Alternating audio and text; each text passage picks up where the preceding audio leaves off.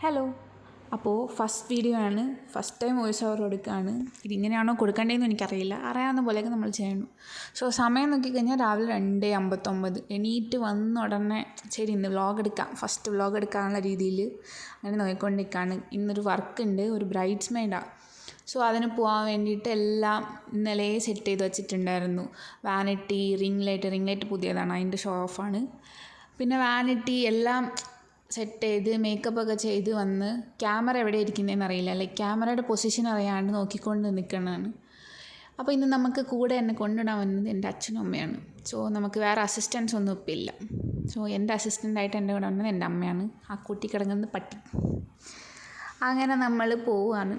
മാപ്പ് ഇട്ടപ്പോൾ ചെറിയൊരു കയ്യബദ്ധം, 1 മണിക്കൂർ നേരം കാണിച്ചു. ഫസ്റ്റ് അത് ഇന്നലെ നോക്കണ്ടായിരുന്നു, അത്രയ്ക്കുള്ള ക്ഷമയൊന്നും ഉണ്ടായിരുന്നില്ല. അങ്ങനെ നമ്മളിതോ ഇവിടെ റീച്ചായി. അവരെല്ലാവരും റെഡി ആവാൻ വേണ്ടിയിട്ട് എനിക്ക് വേണ്ടി വെയിറ്റ് ചെയ്തിരിക്കുകയാണ്. ഫസ്റ്റ് സാരി ഡ്രേപ്പിംഗ് കഴിഞ്ഞ് ഹെയർ പ്രെപ്പ് ചെയ്യാൻ വേണ്ടി ഇരുത്തിയേക്കാണ്.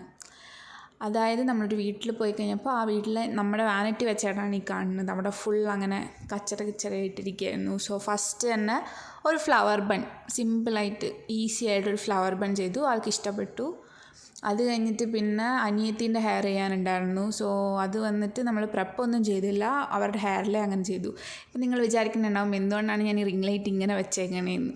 പിന്നെ സമയം കാണിക്കണമെന്നാണ്, 7:30 ആവാറായി. 2:30-3 മണിക്ക് തുടങ്ങിയതാണല്ലോ, അപ്പോൾ 7:30 വരെയായി. അങ്ങനെ പോയാൽ ഞാൻ ഇങ്ങനെയായി. സോ റിംഗ് ലൈറ്റിന് സ്റ്റാൻഡ് എന്താ വെക്കാൻ പറ്റാത്തതെന്ന് വെച്ച് കഴിഞ്ഞാൽ അപ്പോൾ വെച്ചപ്പോൾ അത് എന്ത് ചെയ്താൽ വർക്കാവണില്ല. ഞാൻ വിചാരിച്ചെൻ്റെ പൈസ പോയി.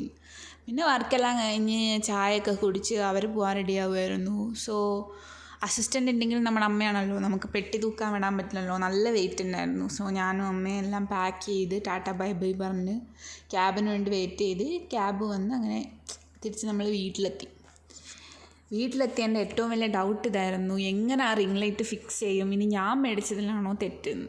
പക്ഷേ നമ്മൾ യൂട്യൂബ് വീഡിയോയുടെ സഹായത്തോടു കൂടി അത് സെറ്റ് ചെയ്തു. സോ ടാറ്റാ.